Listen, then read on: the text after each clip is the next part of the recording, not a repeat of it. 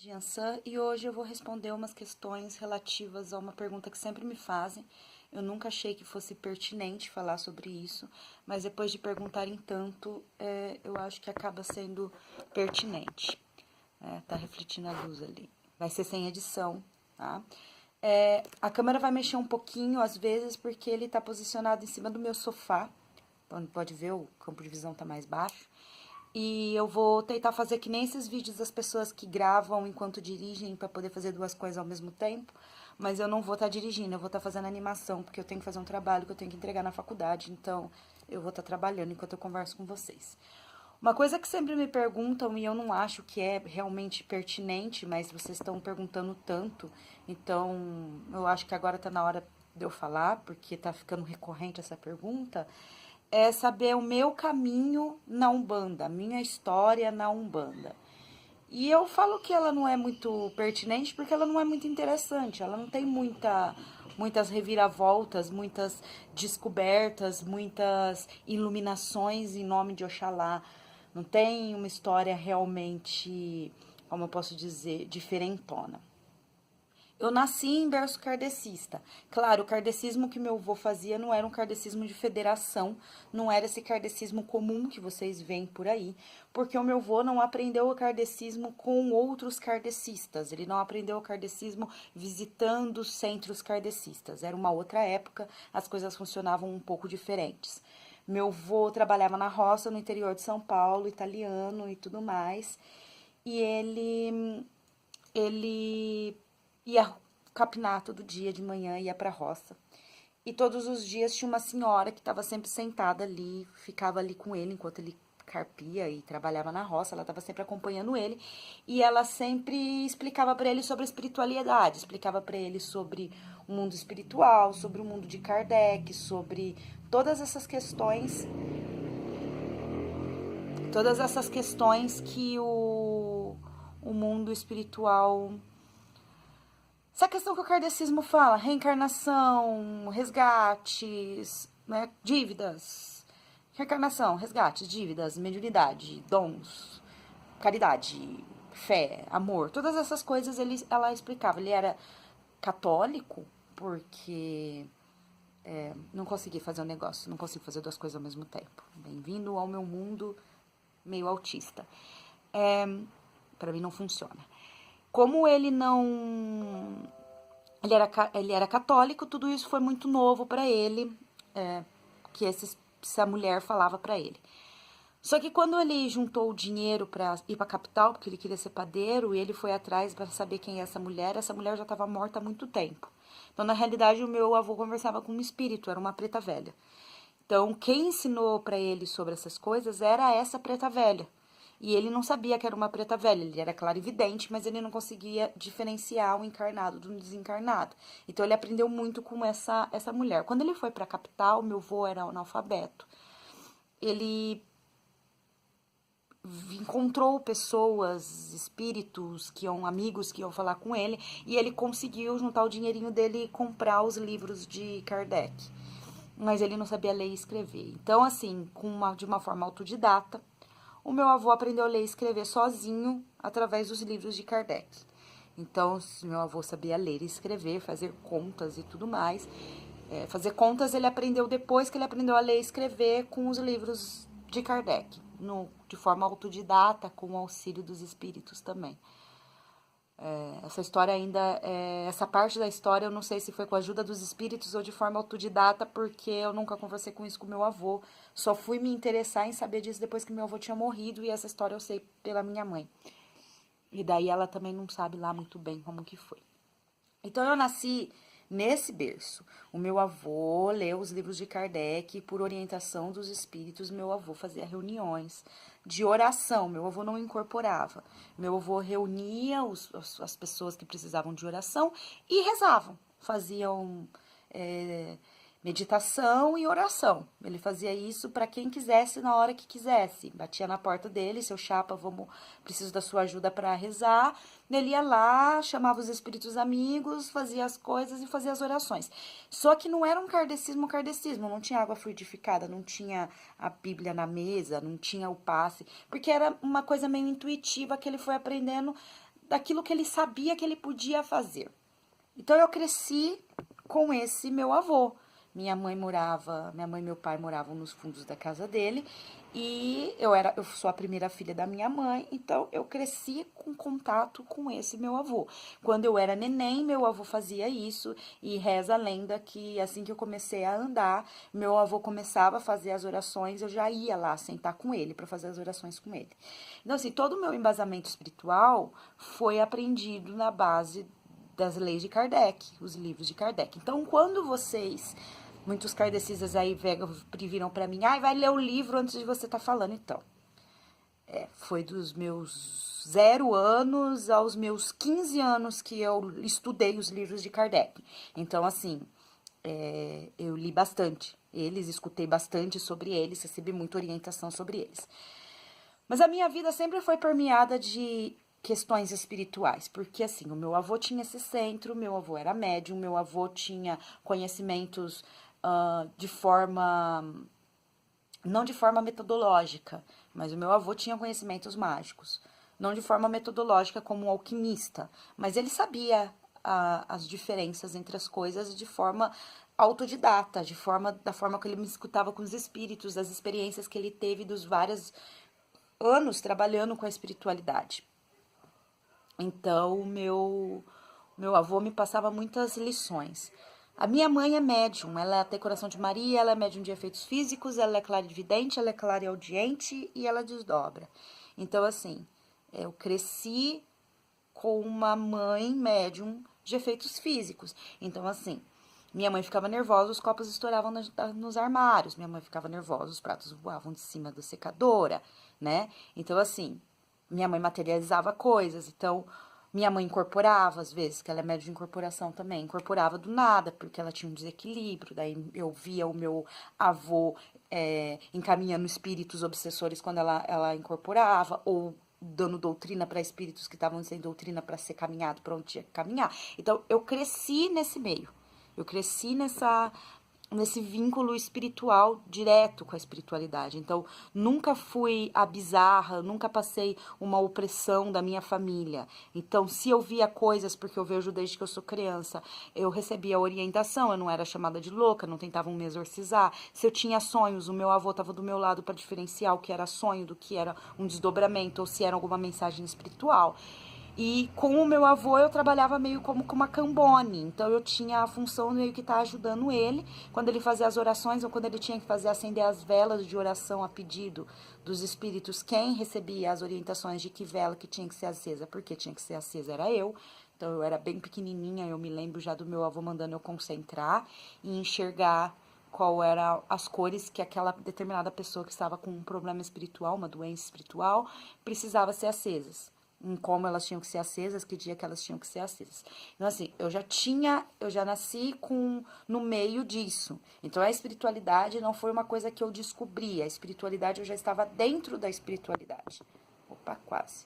Estava dentro da espiritualidade. Não foi uma coisa que eu conheci, de repente, num vídeo do YouTube. Não, eu estava lá dentro, eu via lá dentro. Então, assim, minha mãe sempre visitava terreiro, minha mãe sempre visitava centros kardecistas, eu sempre estava junto, toda festa de Cosme e Damião eu estava lá, eu via os espíritos chegando, as crianças chegando para incorporar nos médiuns, eu via o que estava acontecendo, eu entendia o que estava acontecendo, eu sabia onde era a casa de Exu, eu sabia o que era o Congá, clarividente que sempre fui, então eu sabia o que estava acontecendo.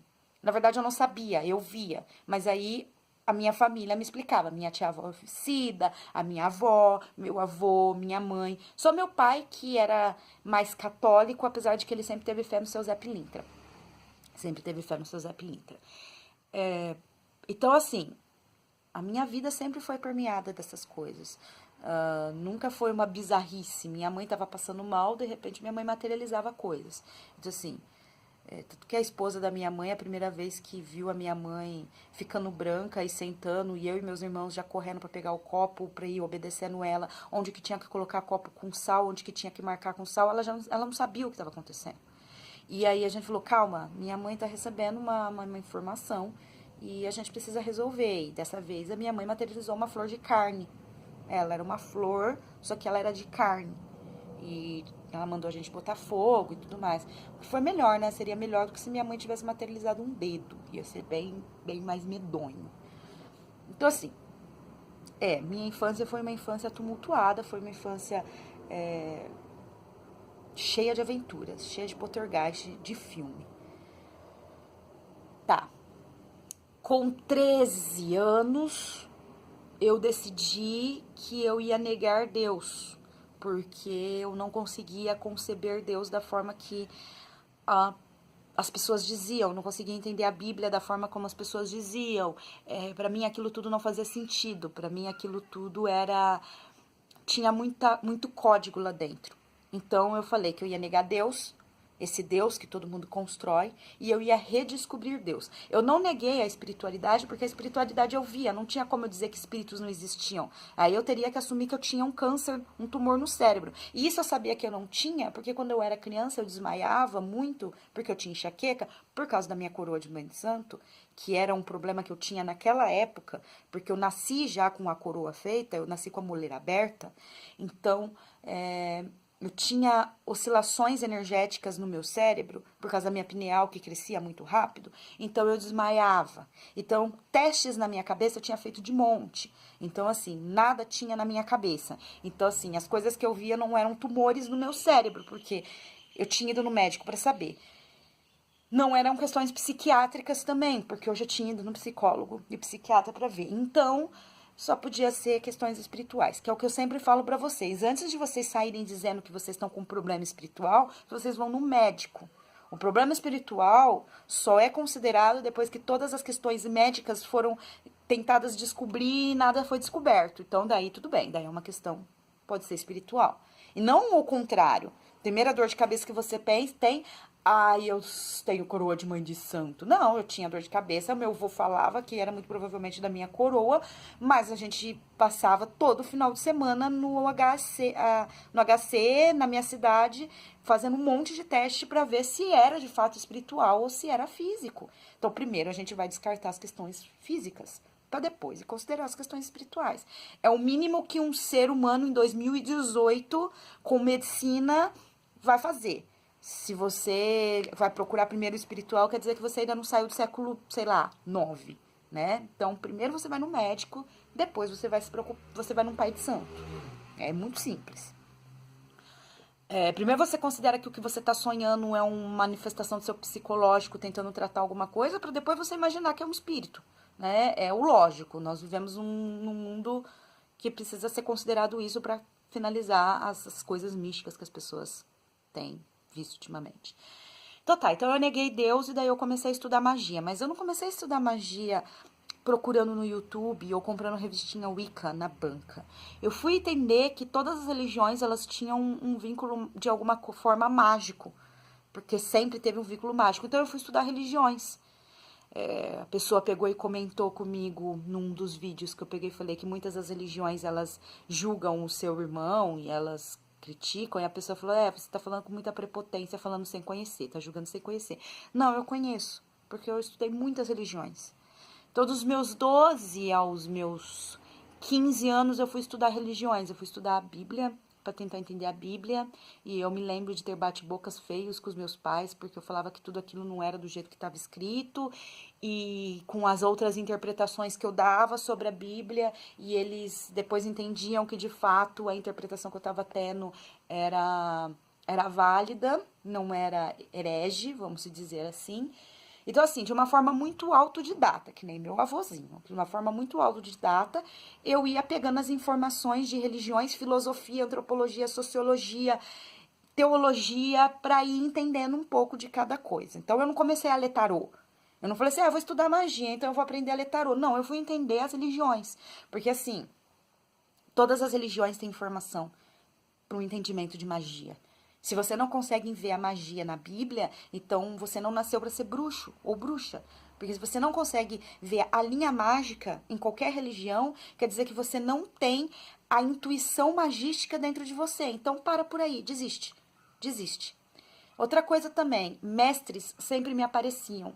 Os mestres sempre vinham até mim. E quando eu digo vem até mim, é do tipo da pessoa que largou tudo em São Paulo, foi pro interior de São Paulo, se matriculou na escola que minha mãe tinha cantina, chegou na minha mãe e falou: eu vim a pedido do meu mentor falar com a sua filha. Numa época que não existia Orkut nem Facebook. Ele simplesmente recebeu a intuição, ele viu que o mentor dele falou, que depois eu fui descobrir que era o Capa Preta. Muitos anos depois eu fui descobrir que era o Capa Preta. E esse cara foi para o interior de São Paulo, ficou 1 ano me dando doutrina mágica de alquimia, por ordem do Capa Preta, me deu os livros certos para eu ler, e depois sumiu. Ele falou: acabou o que eu podia te ensinar. Daqui a pouco você vai encontrar outro mestre. E assim foi. Eu pegava aquele conteúdo que o mestre me dava, o conteúdo que o meu avô me deu. Li, até o bruxo aparecer. Aí ele me deu aquele conteúdo. Entendi, até o outro mestre aparecer. E assim foi indo.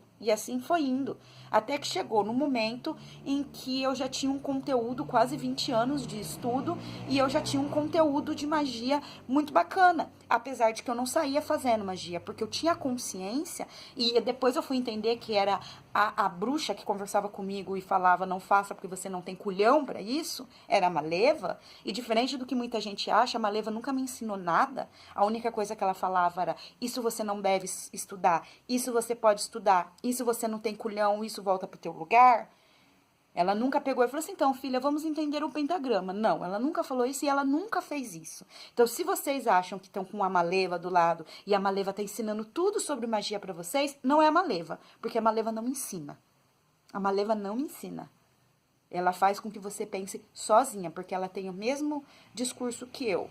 Quem nasceu para ser bruxa, quem nasceu para ser mago, tem isso dentro de si. O autodidatismo faz parte. Não precisa que alguém fique ensinando, precisa que alguém direcione, mas não ficar ensinando 1 mais 1. Tem que saber que 1 mais 1 é igual a 2 sozinho.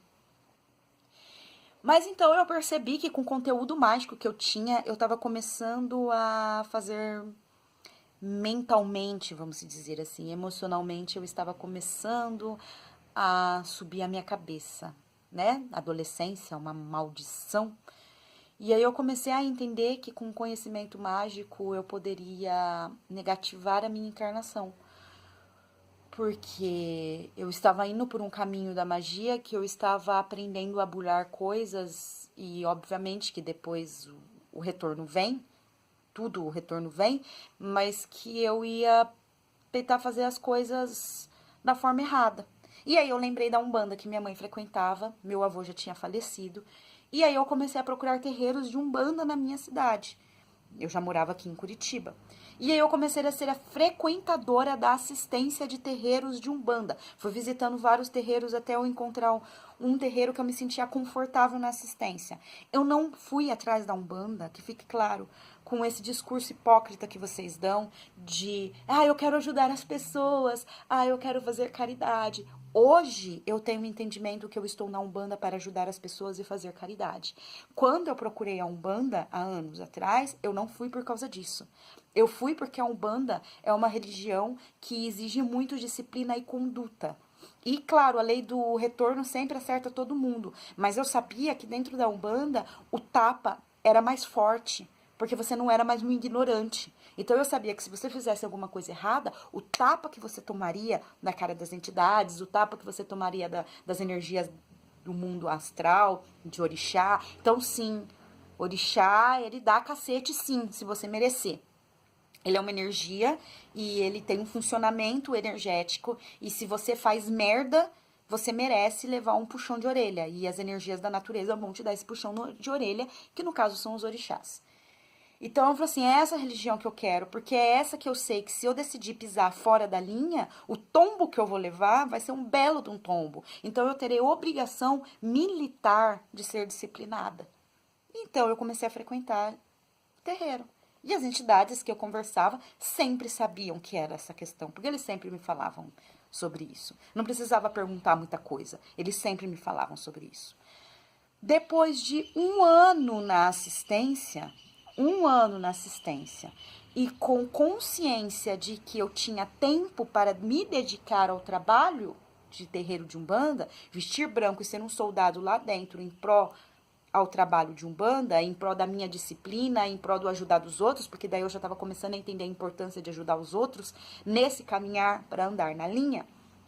E eu sabia que eu não tinha mais a faculdade para me atrapalhar, que eu sabia que eu conseguiria reorganizar a minha agenda para dar prioridade ao terreiro de Umbanda, ao trabalho de Umbanda, e não como se a Umbanda fosse meu hobby, reorganizar as prioridades. Aí eu pedi para entrar. Eu fui lá no Pai de Santo, falei, gosto dessa casa, quero entrar nesse terreiro. E ele falou, claro, você tá aqui há um tempão, a gente te conhece, a gente sabe suas questões, você não tem um caso urgente, você tá entrando por escolha, você tá entrando por amor, compre seu branco, venha pra gira. Então eu comecei a desenvolver. Eu peguei todo o conhecimento que eu tinha de magia e etc, coloquei tudo numa caixinha e deixei de lado. Porque naquele momento eu sabia que eu tinha que ter a humildade de aprender tudo do zero. Então, para quem pergunta, mas dá para casar magia e Umbanda? Dá para casar magia e Umbanda quando você é um pai de santo. Quando você é um médium comum, ou é Umbanda ou é magia. Você não vai misturar as coisas porque você vai fazer merda. Você não vai conseguir fazer as duas coisas ao mesmo tempo. Então, ou você baixa a tua cabeça e vai obedecer às ordens da tua corrente e trabalhar somente com a Umbanda, que daí você vai aprender a magia através da linha de Umbanda com os guias no trabalho, ou você vai seguir teu caminho de magia e vai tomar teus tombos sozinho e não mistura. Então foi exatamente o que eu fiz. Eu peguei todo o conhecimento de magia que eu tinha e deixei de lado. Eu parei de estudar espiritualidade. Eu comecei a estudar espiritualidade no terreiro. Eu comecei a aprender com as entidades. Eu comecei a aprender com os guias. Eu sentava quando eu cambonava e prestava atenção no que as entidades estavam fazendo e perguntava para elas, por que a vela assim? Por que a vela assado? Por que você deu o passe com a erva dessa forma? E se eu estava pronta para aprender, a entidade dizia. Se eu não estava pronta, a entidade dizia, não, Cambone, você não está pronta para entender isso. Ok, eu baixava minha cabeça e falava, tudo bem. Aí, para quem já assistiu o vídeo sobre mediunidade, sobre adolescência mediúnica, eu comecei a desenvolver nesse terreiro. Eu incorporei o Beira-Mar no primeiro dia que eu pisei no terreiro. Não foi uma questão de escolha minha.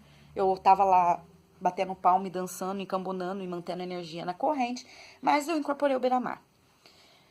E assim, as minhas incorporações sempre foram muito tranquilas, eu nunca tive medo do que estava acontecendo, porque como eu disse para uma pessoa que me procurou no Facebook, do momento que eu entendi que a Umbanda era uma religião de Deus, porque daí eu redescobri Deus, na minha negação de Deus eu comecei a estudar muitas coisas e eu redescobri Deus, de várias outras formas, mas eu redescobri Deus.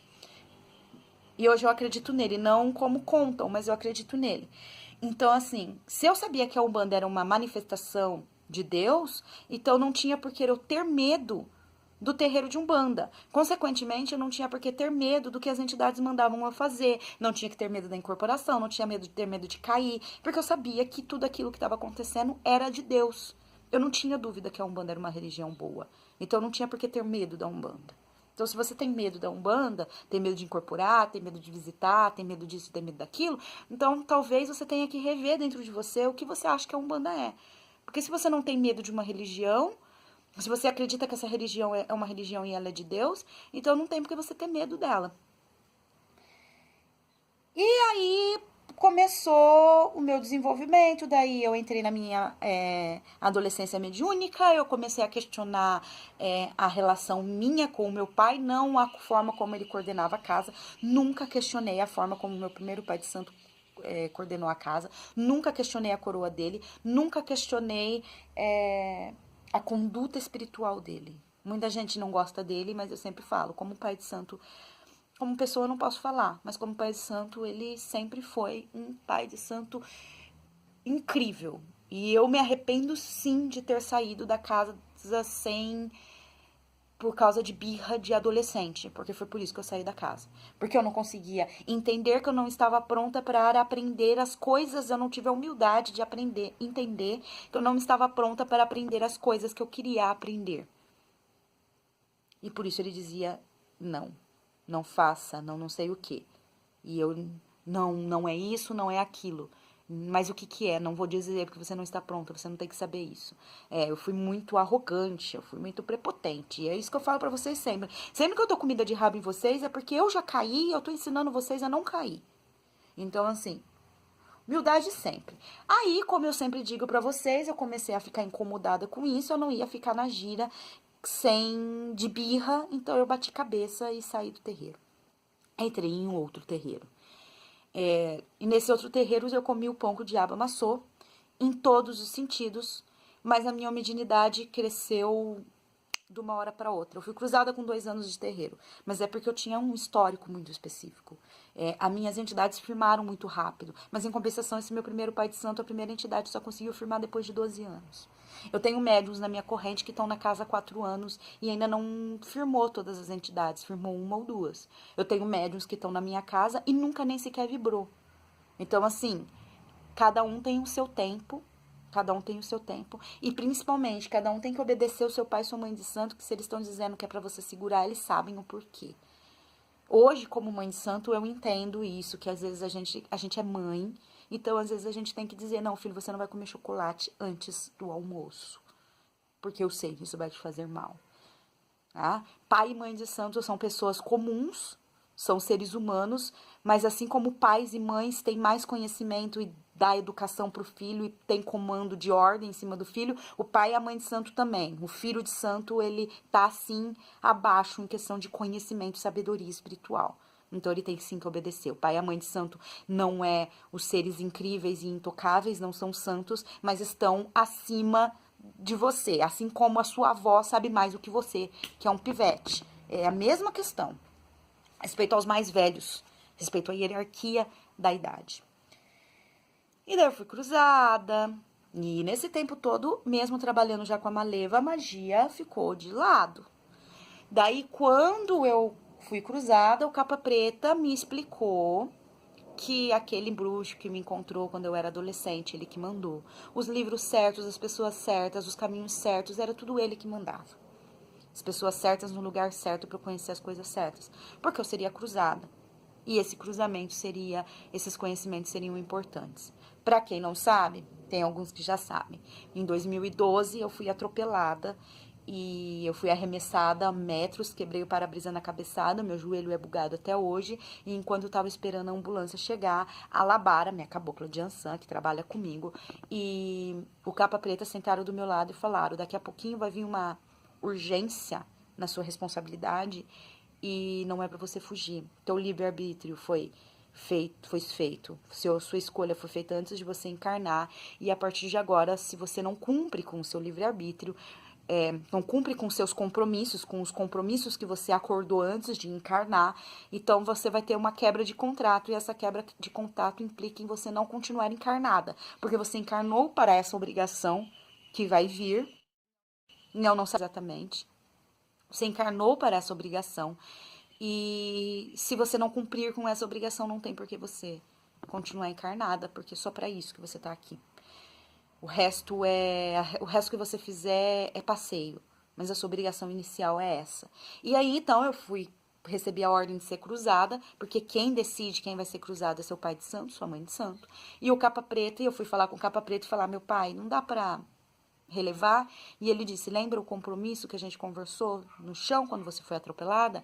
E o médium que estava incorporado não sabia daquilo, que eu tinha tido aquela conversa com o Capa Preta, porque eu guardei só pra mim.